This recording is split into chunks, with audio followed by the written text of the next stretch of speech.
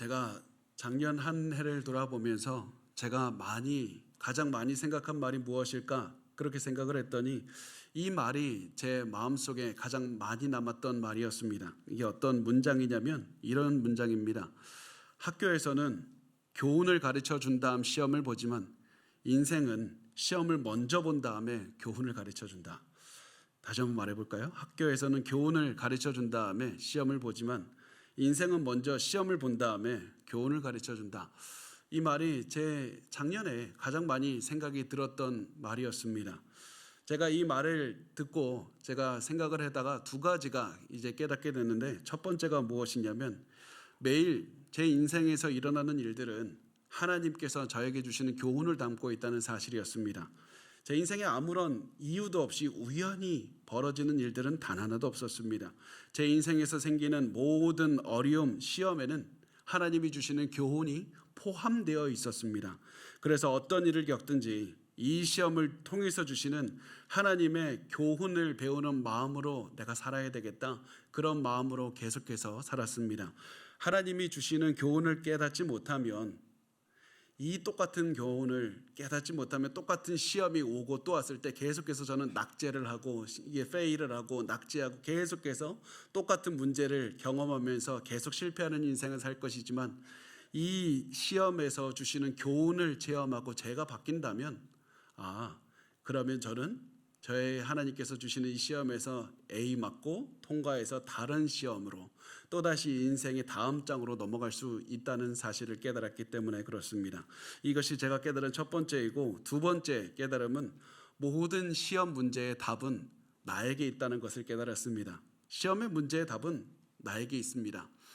다른 사람이 문제고 다른 사람을 고쳐야 내 인생의 문제가 해결된다, 내 인생이 편해진다, 이렇게 생각하면 안 되는 겁니다. 내 주위에 있는 저 악한 사람, 내 가족들, 저 게으른 사람, 쓸데없는 사람 때문에 나에게 이런 문제가 왔다고, 저 사람만 바꾸면 내 인생이 편해질 텐데, 저 사람만 바꾸면, 저 사람만 없어지면 내가 편해질 텐데, 이런 생각을 했다면 우리 지금 잘못된 곳에서 답을 찾고 있는 겁니다. 문제의 해답은 나에게 있습니다.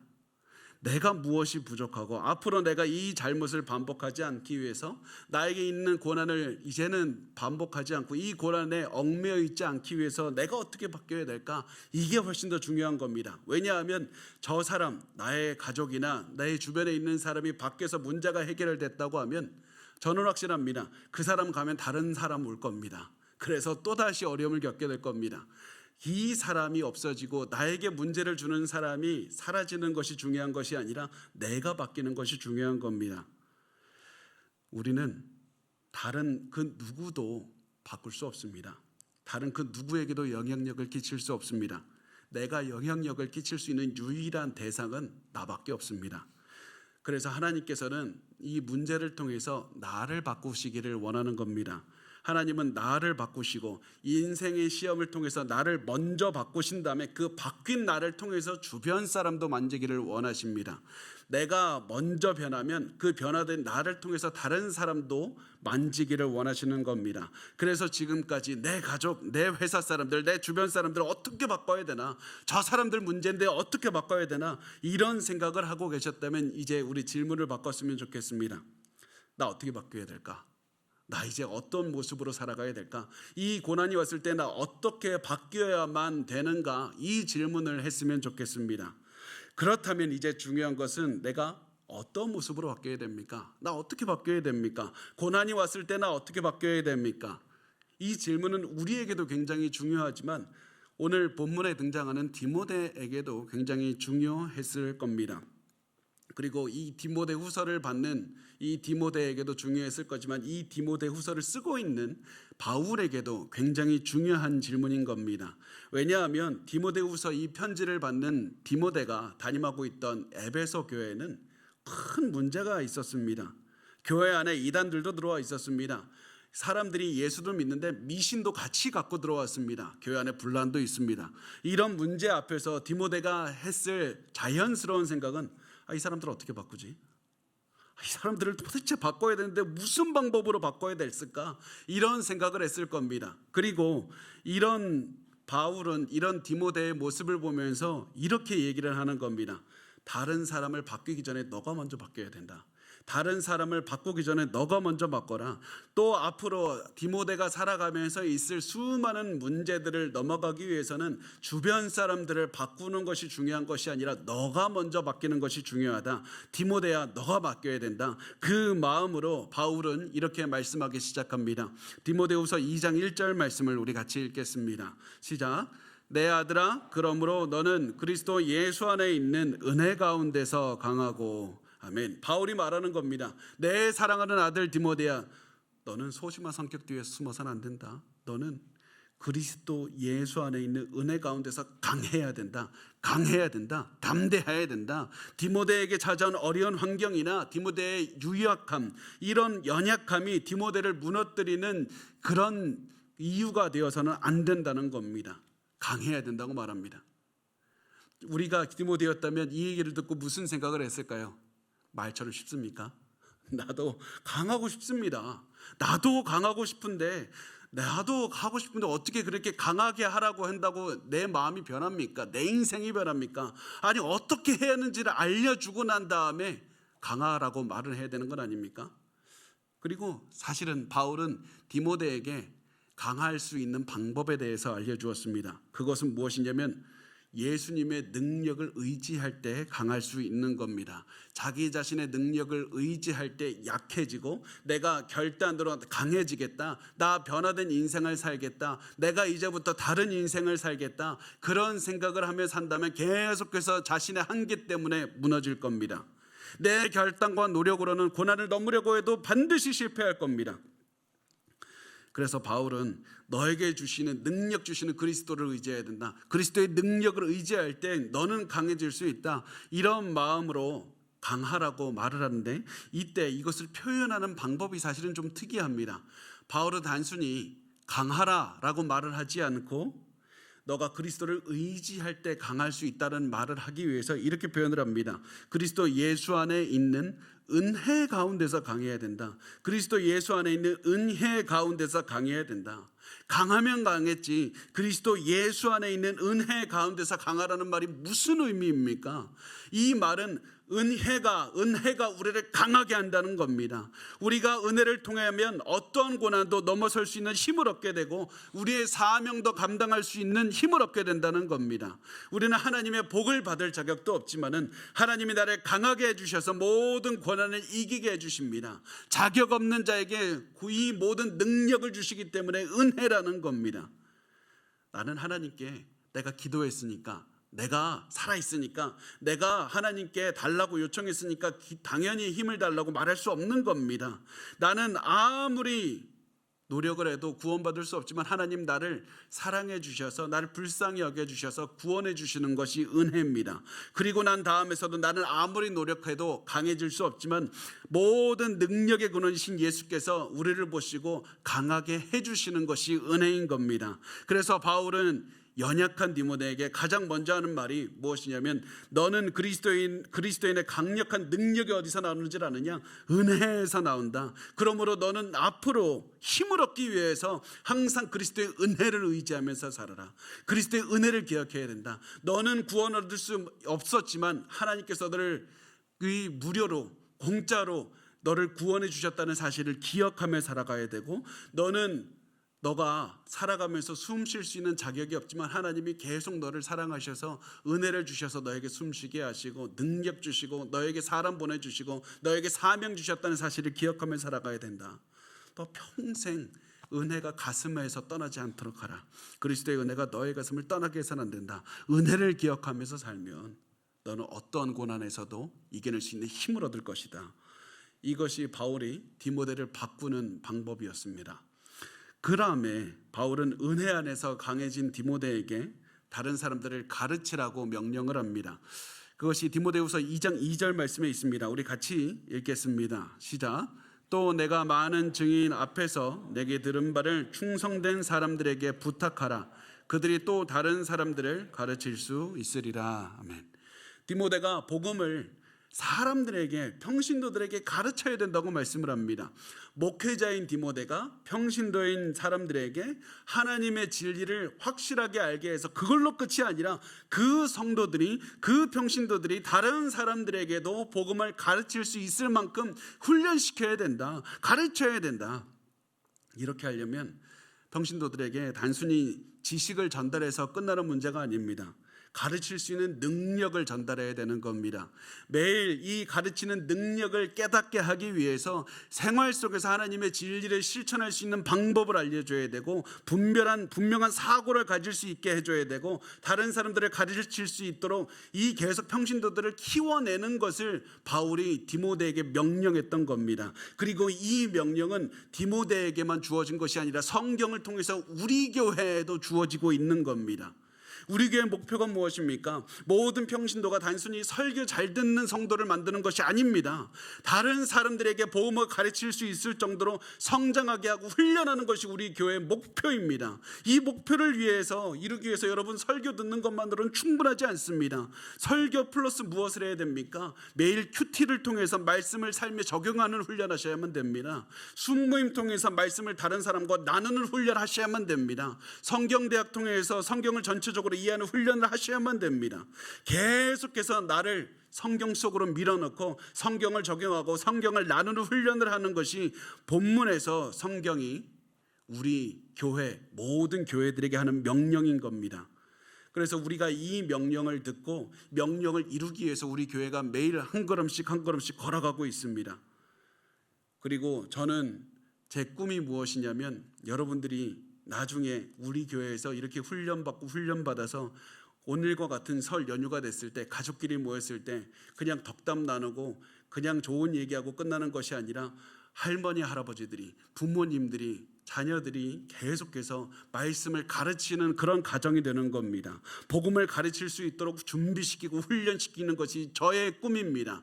이것이 우리 교회의 꿈입니다. 그리고 이것이 여러분에게 훈련을 받은 또 여러분의 자녀들, 여러분의 손주들이 다른 곳에 가서 또다시 복음을 전할 수 있도록 계속해서 그런 가정을 만들고 그런 성도들을 세워가는 것이 우리의 목표라는 사실입니다. 그렇게 해서 저는 여러분이 변하기를 원하고, 여러분의 가정이 변하기를 원하고, 여러분의 주변이 변하길 원하는 겁니다. 이렇게 해서 바울은 디모데에게 복음을 전해야 된다, 너가 변하고 다른 사람들에게 복음을 전해서 다른 사람들의 인생을 바꾸도록 도와줘야 된다, 이 말을 한 다음에 바울은 무슨 말을 했을까요? 일반적인 사람이라면, 야, 너 복음을 전하면 앞으로 엄청난 복만 받고 살 거다. 야, 복음을 전하면 얼마나 많은 복을 받게 될 것인가, 이 얘기를 했을 겁니다. 그런데 바울은 복음을 전하는 자에게 항상 좋은 일만 생기지는 않을 것이다 말합니다. 아니, 거기 한 걸음 더 나아가서 복음을 전하면 박해를 받을 것이다, 고난을 당할 것이다, 이렇게 얘기를 합니다. 좋은 얘기 해줘도 모자란데 왜 굳이 지금 하필 복음을 전하는 삶에 대해서 얘기를 하다가 박해를 받는다고 얘기를 합니까? 격려하는 말을 해도 부족한데 왜 고난당할 거라고 말합니까? 고난이 전부가 아니기 때문에 그렇습니다. 고난은 통과하는 것이기 때문에 그렇습니다. 고난을 통과하면 많은 보상을 받을 수가 있습니다. 그래서 고난은 저주의 상징이 아니라 축복의 통로인 겁니다. 고난을 통해서 우리가 변화된 마음을 가지고 살아갈 수가 있게 되고, 이 변화된 마음을 통해서 더 많은 복을 누릴 수가 있는 겁니다. 그러면 이제 중요한 것은 고난이 저주가 아니라면 우리가 복음을 전하다가 고난을 당했을 때 어떤 마음을 가져야 되고 어떤 모습으로 변하기를 원해야 됩니까? 그것이 이제 중요한 건데, 바울은 세 가지로 나누어서 표현을 합니다. 그리고 그 첫 번째가 무엇이냐면, 우리가 병사와 같은 마음으로 살아가는 것, 병사와 같은 마음으로 변하는 것을 이야기를 하고 있습니다.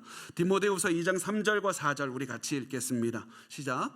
너는 그리스도 예수의 좋은 병사로 나와 함께 고난을 받으라. 병사로 복무하는 자는 자기 생활에 얽매이는 자가 하나도 없나니 이는 병사로 모집한 자를 기쁘게 하려 함이라. 아멘.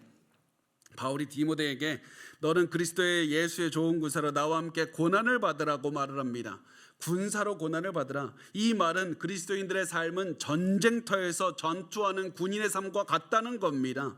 전쟁터에서 우리 살고 있는 겁니다. 전쟁터가 어떤 곳입니까? 전쟁터는 생존하기 위해서 살아가는 곳입니다. 당장의 목숨이 위태로운 곳입니다. 당장의 총알과 수류탄이 곳곳에서 날아들어서 한시라도 정신을 놓고 살 수 없는 곳입니다. 그래서 전쟁터에서 전쟁을 하고 있는 군인이 오늘 먹은 밥이 너무 맛이 없어서 이런 생각할 수 없는 것이고, 전쟁을 하면서 막 뛰어가고 있는 군인이 이거 군복이 이렇게 까칠거리냐 이런 생각할 수 없는 겁니다. 왜냐하면 지금 나에게 있는 것은, 가장 중요한 것은 생존하기 위해서 싸우는 것이기 때문에 그렇습니다. 그리고 너무나도 놀라운 것은 성경은 우리에게 너희의 삶, 우리 크리스찬들의 삶은 전쟁하고 있다, 영적인 전쟁을 벌이는 전쟁터에서 매일매일 살고 있다는 사실을 기억하라고 말씀합니다. 여러분은 지금 우리의 눈에 보이지 않지만 총칼을 들고 지금 영적인 싸움을 하면서 영적인 군인으로서 사탄과 전투하며 살고 있다는 사실입니다. 세상의 유혹과 매일 싸워냅니다. 조롱과 무시를 참으면서 매일 싸우면서 살아내야만 되는 겁니다. 여러분, 그 사실을 기억하시기 바랍니다. 우리가 사람들이 여러분을 힘들게 하는 이유가 무엇입니까? 우리가 지금 영적인 총격전을 벌이고 있기 때문이라는 사실을 깨달으면 알 수가 있습니다. 우리가 지금 계속해서 신앙생활 조금만 하려고 하는데, 내가 다시 한번 일어나려고 하는데 고난이 계속해서 찾아오는 이유는 지금 눈에 보이진 않아도 영적인 전투가 계속해서 벌어지고 있기 때문에 그렇습니다. 그래서 우리가 지금 해야 되는 것이 무엇인가? 우리의 마음가짐을 전쟁터에서 싸우고 있는 병사의 마음으로 바꾸는 것입니다. 어떻게 하면 적군과 전쟁을 할 수 있을까? 거기에 집중하고 살아가면서 내가 적군과 더 잘 싸우려면 어떻게 해야 되지? 그 생각에 집중해야 되고, 조금이라도 틈이 나면 더 어떻게 잘 싸울 수 있을까 훈련하는데 매진해야만 되는 겁니다. 우리는 병사로 싸우면서 전투에서 승리하는 것 하나만 생각하고 살아가야 됩니다. 다른 것에 눈을 돌리지 말고 전투에서 승리할 수 있는 복음 전하는 것만 생각하고 살아가야만 됩니다. 그렇기 때문에 다른 것은 생각하면 안 되기 때문에 바울은 군사로 다니는 자는 자기 생활에 얽매이는 자가 하나도 없다고 말씀합니다. 어떤 군인도 전쟁터에서 총칼을 들고 막 싸우다가 부동산 계약하러 집에 가는 사람 없고, 장사하기 위해서 이 갑판을 펴는 사람 없습니다. 해가 뜰 때부터 잠자리에 들 때까지 전쟁하는 것만 생각합니다. 전쟁에서 승리하기 위해서 살아가야만 됩니다. 전쟁을 하다가 다른 생각을 하면 죽는 것밖에 없기 때문에 그렇습니다. 이 말씀은 제가 모든 사람이 풀타임 사역자, 풀타임 선교사, 풀타임 목회자가 되라는 말씀이 아닙니다. 우리가 살아가는 모든 목적, 여러분이 행동하는 모든 것이 다 병사로 우리를 모집한 예수 그리스도를 위해서 헌신해야 된다. 우리의 모든 삶이 전쟁터에서 싸우는 것과 같이 살아가면 된다는 말씀을 하는 겁니다. 우리가 돈을 벌어도 복음을 전하기 위해서 돈을 벌어야만 됩니다. 여행을 가도 그리스도를 위해서 여행을 가야만 됩니다.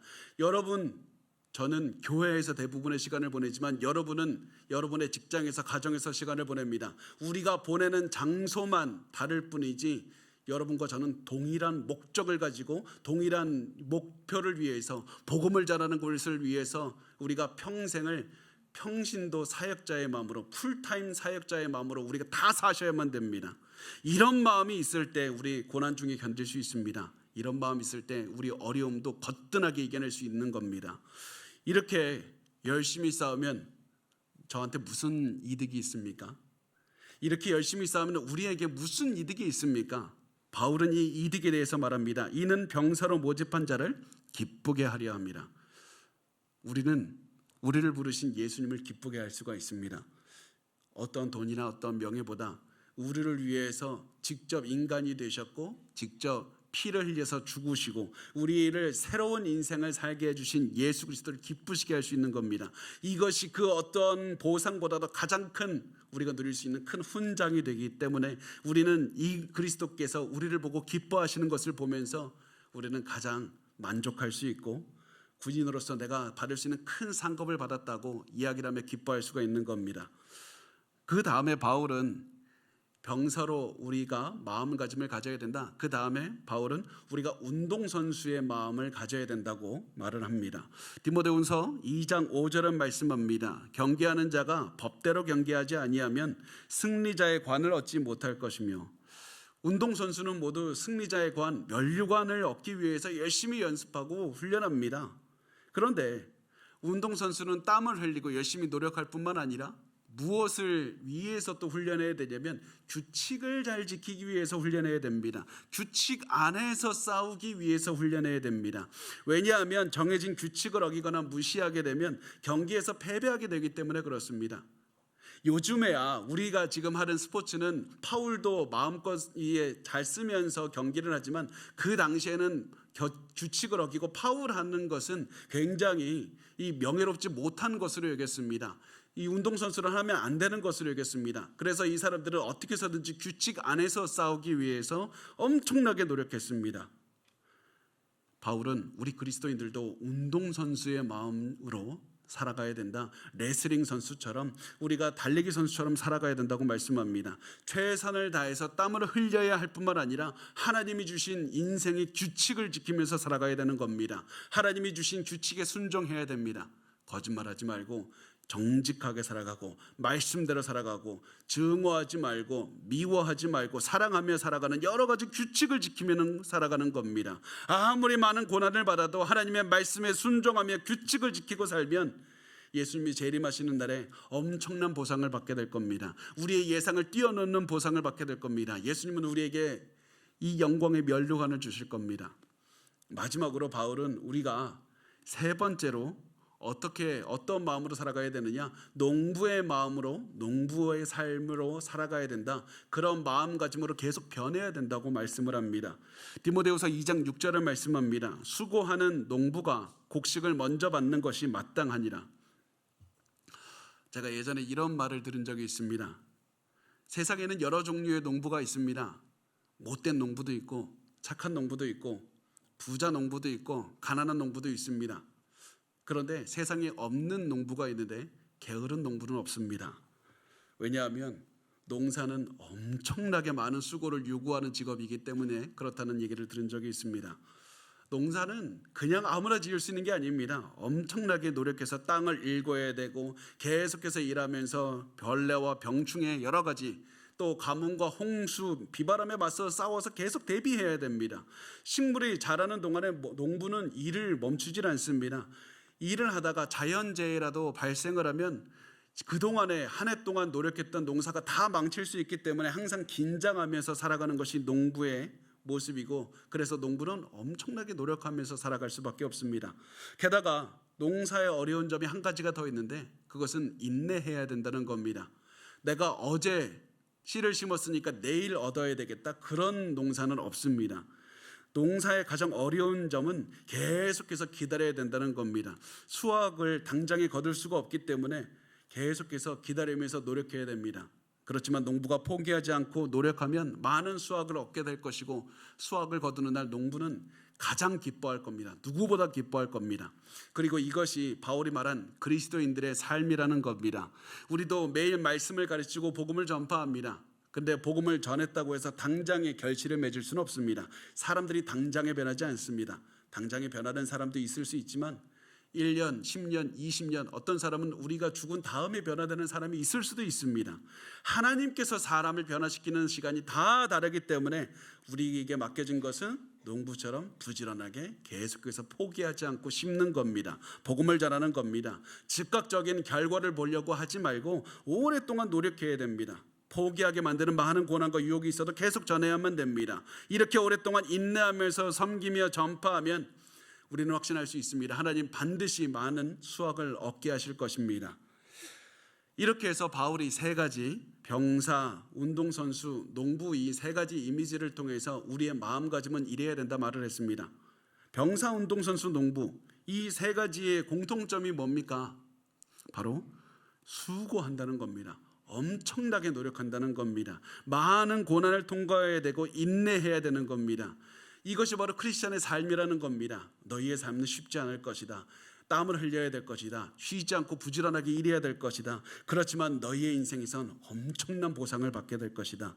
그러므로 너희는 보상을 받을 것이라는 사실을 기억하고 항상 너희의 삶에 이들과 같이 살아야 된다. 땀 흘리며 살아가야 된다. 훈련받아야 된다. 복음을 가르칠 수 있도록 훈련받아야 되고 복음을 전하는 것에만 집중하며 살아가야 되고 절대 눈에서 너희의 이 머리에서 복음을 전하는 것을 없애서는 이것을 잊어버려서는 안 된다. 끝까지 포기해서는 안 된다. 그리스도인의 삶이 불편하게 만들고 힘들게 한다 할지라도 고난을 계속해서 이겨내야 된다. 그러면 하나님께서 주시는 많은 상을 받을 것이다. 그런데 우리 성경이 우리에게 너희 삶의 고난을 견디고 훈련받으라고 계속해서 이렇게 말을 해도 우리의 마음은 그렇지 않습니다. 하나님, 저 상은 필요 없습니다. 하나님, 저 전쟁터에서 총 맞는 거 너무 싫고 전쟁터에서 상처가 나서 벌써 까졌습니다. 하나님, 나 이제 그만두고 싶습니다. 나 아픕니다. 나에게 왜 이렇게 고난이 많이 찾아옵니까? 나 힘듭니다. 그래서 이제 도망가고 싶다는 얘기들을 많이 합니다.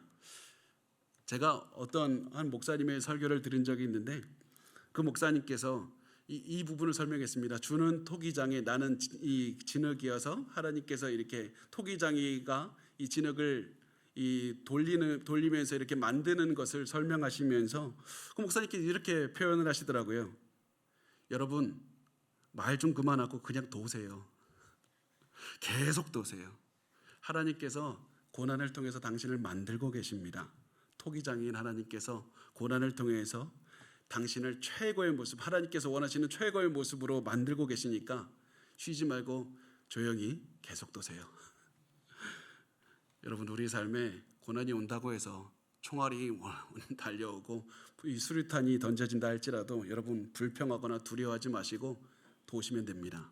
말씀에 순종해서 전쟁하는 것만 생각하시고 땀 흘려서 일하는 것만 생각하시면 됩니다. 그러면 하나님께서 우리를 바꾸실 겁니다. 하나님이 원하시는 모습으로 바꾸실 것이고 바뀐 우리의 모습을 통해서 우리 가족도 다 바꾸실 겁니다. 근데 우리 잘 알고 있습니다. 이렇게 제가 말씀드려도 이런 삶 사는 거 쉽지 않습니다. 병사로, 운동선수로, 농부로 살다 보면 내가 왜 이렇게까지 살아야 되지? 너무 힘들다. 나 이제 앞으로 어떻게 살아가야 될까? 나 정말 최선을 다해서 살았는데 앞길이 보이지 않는다. 하나님, 나 어떻게 살아가야 됩니까? 나 정말 고생했는데 보이질 않습니다. 무엇을 해야 됩니까? 이런 여러 가지 질문을 하는 디모데에게 바울은 말합니다. 2장 7절에 보면 내가 말하는 것을 생각해 보라. 주께서 범사에 내게 총명을 주시리라. 삶을 살다가 고난이 왔을 때 너 디모데, 나 바울이 한 말을 반드시 기억해야 된다. 바울이 그냥 사적으로 한 말이 아니라 하나님께서 나를 통해서 전달했던 복음을 깊게 생각해야 되고 복음을 묵상해야 된다. 하나님의 말씀을 묵상하고 기도하면서 하나님의 말씀의 뜻이 무엇인지 알려달라고 기도해야 된다. 그러면 하나님께서 너에게 범사에 총명을 주시리라고 이렇게 개역개정 성경은 번역했는데 이 총명이라는 말은 깨달음이라는 말로 이 번역을 해도 이 말이 이해하기가 훨씬 더 쉽습니다. 생각하면 깨달음을 주시리라. 생각하면 깨달음을 주시리라. 자, 이 말씀을 기억하셔야만 됩니다. 내가 계속해서 생각하면서 묵상하면서 하나님께 기도하면서 물으면 내가 깨달음을 내가 가지게 될 것이다. 나의 과거 경험에 비추어 봐서 새로운 깨달음을 얻게 될 것이다. 이것이 아니라 계속해서 깨달음을 구하면서 기도하면 하나님께서 외부로부터 내 안으로 깨달음을 넣어 주실 것이다. 총명을 주시리라. 하나님께서 이해할 수 있도록 해 주실 것이다. 너의 마음에 그래서 말씀을 품어야 된다.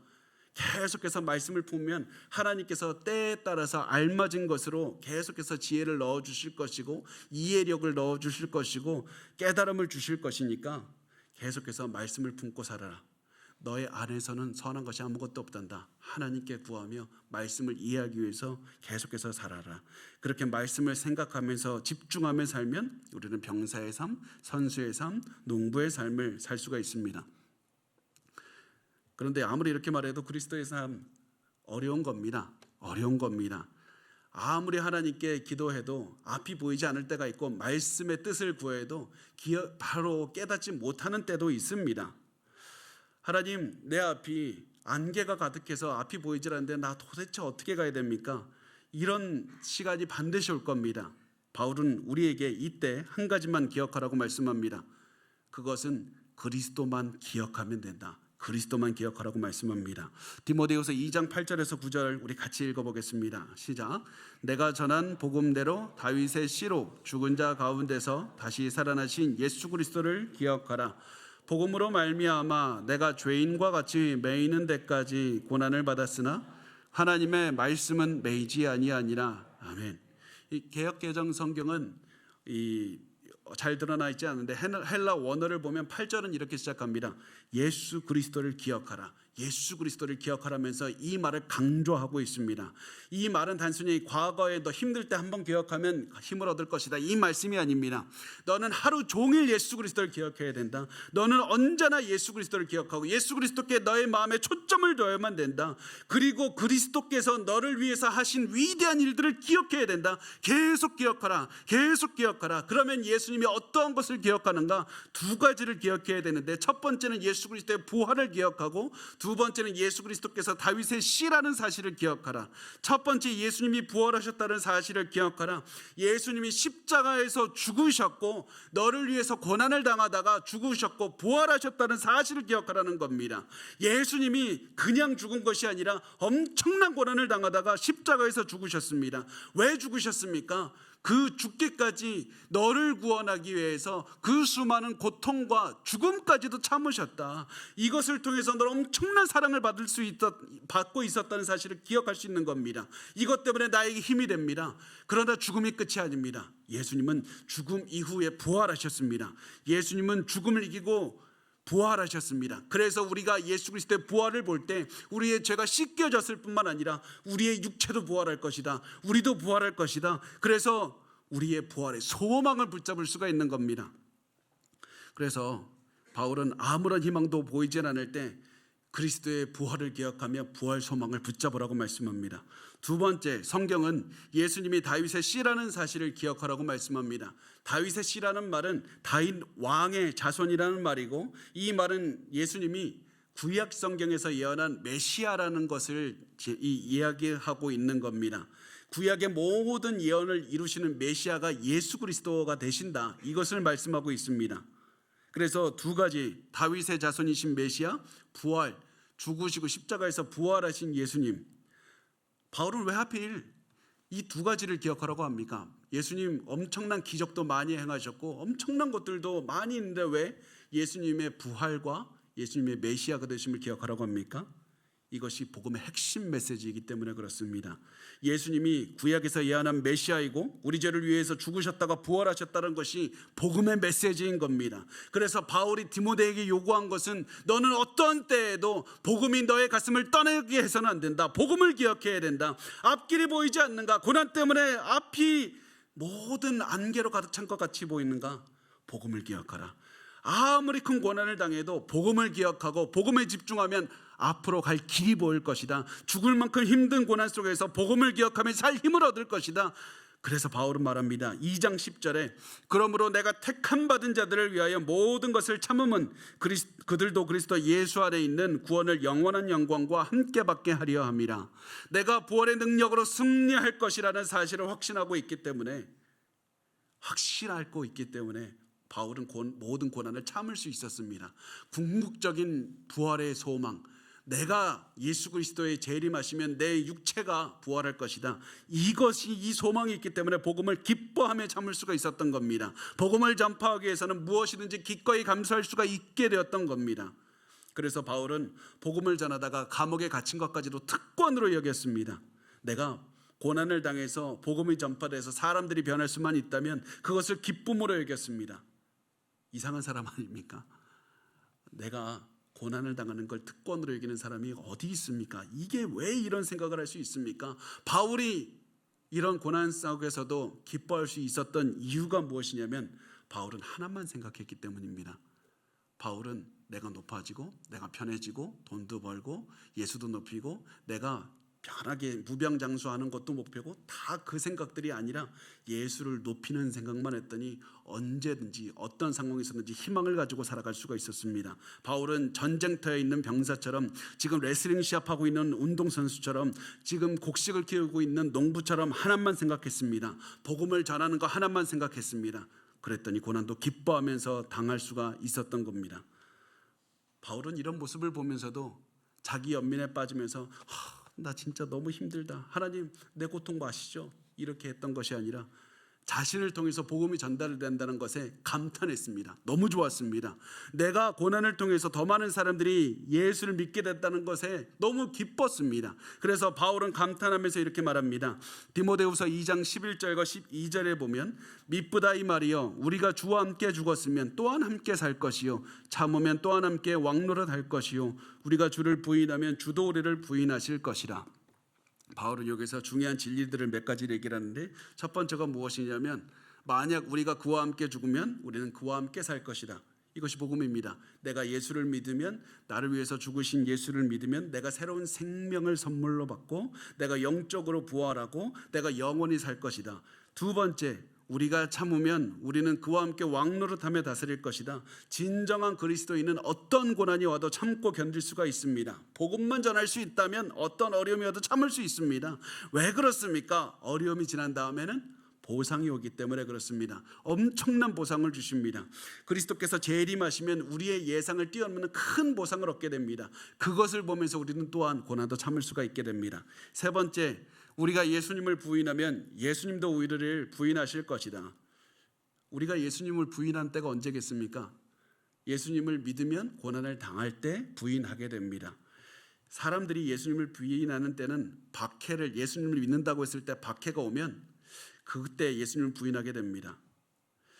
그런데 이런 사람들은, 사실은 이런 고난이 왔을 때 예수를 부인하는 사람들이 어떤 사람들인가? 그 사람들은 바로 처음부터 그리스도인이 아니었던 것이다. 진정한 그리스도인들은 예수님을 부인하지 않을 것이다. 그런데 이 잘못된 자들, 예수님을 믿고 있다고 착각했던 사람들, 편할 때 예수님 잘 믿다가 고난이 오면 예수를 떠나는 사람들, 내가 예수를 믿어서 어려움이 찾아올 것 같으면 그때 부인하는 사람들은, 그들은 처음부터 구원 얻지 못했던 것이다. 진정한 신자는 예수님을 부인하지 않을 것이다. 그러면서 우리가 예수님을 부인하면, 우리가 배교하고 예수님을 떠나면 예수님도 우리를 부인하실 것이라 말씀을 합니다. 그런데 여기서 한 가지 질문이 듭니다. 그게 뭐냐면, 우리 끝까지 예수님 떠나지 않기를 원하는데 끝까지 예수님 믿지 못하면 어떻게 됩니까? 아무리 열심히 해도 우린 믿음 약해져서 박해받았을 때 나 예수님 부인할까 봐 두렵습니다. 나 돈이 갑자기 없어져서 예수님 나 떠날까 봐 무섭습니다. 이런 두려움이 들 수 있지 않습니까? 근데 바울은 말합니다. 이런 걱정을 할 필요가 없다. 예수님이 우리 믿음 지켜주실 것이다. 고난 중에도 예수님이 우리가 떠나지 않도록 지켜주실 것이다. 바울은 이렇게 말합니다. 우리 마지막으로 디모데후서 2장 13절 같이 읽겠습니다. 시작. 우리는 믿음이 없을지라도 주는 항상 믿으시니 자기를 부인하실 수 없으시리라. 아멘. 우리가 믿음이 없다. 우리는 변하는 존재다. 믿을 수 없는 존재다. 작은 고난에도 쉽게 무너지는 존재들이지만 하나님은 변하지 않으신다. 우리가 무너질 때도 하나님은 우리를 포기하지 않으시고 우리를 붙잡아 주신다. 왜 그렇습니까? 예수님 약속하셨기 때문에 그렇습니다. 너희를 포기하지 않겠다고 약속하셨기 때문에 그렇습니다. 우리가 실패해도 우리를 포기하지 않고 우리를 끝까지 인도하시는 예수님을 바라보며 기뻐하라는 겁니다. 하나님은 반드시 하나님의 선택을 받은 우리를 지켜주실 것이고 구원하실 겁니다.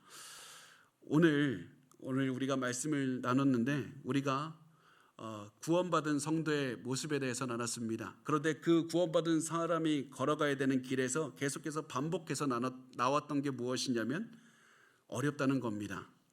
우리는 분명 천국으로 걸어가게 됩니다. 그렇지만 그 중간에 걸어가야 되는 병사, 전투하는 삶, 운동선수로 레슬링 시합하는 사람, 농부로 이 경작을 해야 되는 삶, 어려운 겁니다.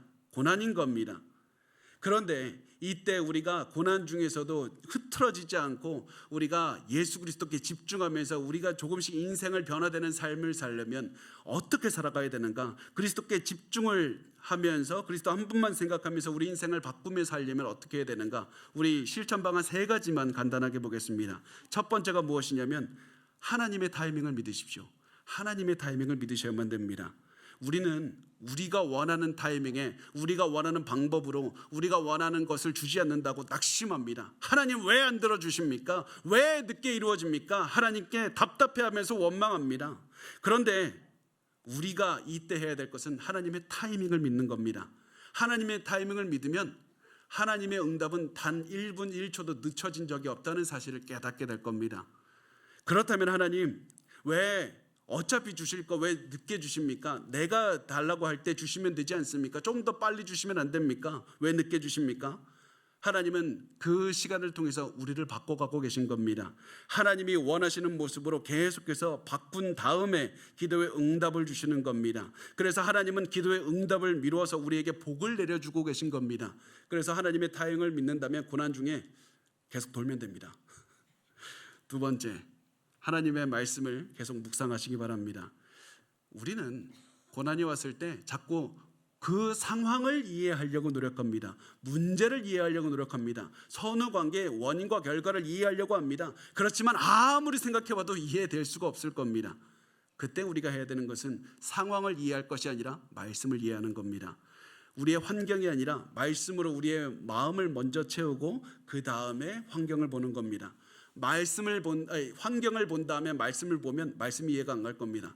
말씀을 먼저 보고 말씀으로 우리의 가슴을 가득 채운 다음에 환경을 보면 모든 환경이 이해가 갈 겁니다. 돌파구가 보일 겁니다. 세 번째, 신앙의 멘토를 찾으십시오. 세상에 좋은 기독교 책들 너무나도 많습니다. 그런데 세상에는 바울과 같이 디모데를 사랑해서 영적으로 이끌어줄 수 있는 영적 멘토들은 찾기가 너무 어렵습니다.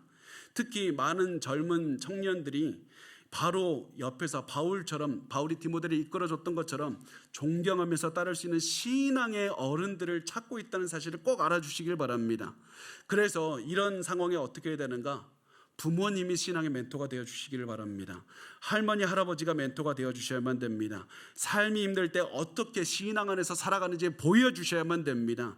고난을 겪고도 계속해서 그리스도인의 모습으로 살아가면서 그리스도처럼 변화가 되는 그 모습을 보여주셔야만 됩니다. 완벽한 인생을 살라는 것이 아닙니다. 그 고난 가운데서도 끝까지 예수 그리스도를 붙잡고 그리스도의 모습으로 변화되는 모습을 보여주시라는 겁니다. 이렇게 우리가 인내하고 하나님의 뜻을 기다리고 말씀을 묵상하고 신앙의 동반자 멘토와 함께 한 걸음씩 한 걸음씩 걸어가셨으면 좋겠습니다. 전쟁 중에서 시합 중에서 나와 함께 하시는 예수님을 믿고 한 걸음씩 걸어가시길 바랍니다. 그렇게 해서 오랫동안 전쟁을 하고 시합을 하고 농사를 짓는 어려움을 다 지난 다음에 뒤를 돌아볼 때가 올 겁니다. 저 그때 확신합니다. 돌아보면 내가 혼자 걸은 게 아니구나. 그걸 깨달을 때가 올 겁니다. 모든 시간 속에서 예수님과 함께 예수님의 능력으로 걸었다는 사실을 깨닫게 되는 날이 올 겁니다. 우리 그 날을 기억하고 그리스도를 위해서 그리스도와 함께 그리스도의 모습으로 변화되기 위해서 한 걸음씩 걸어가셨으면 좋겠습니다. 복음으로 우리의 시선을 집중하고 한 걸음씩 매일매일 변화되며 걸어간다면 반드시 하나님께서 주시는 큰 상급을 받는 날이 올 줄 믿습니다. 우리 같이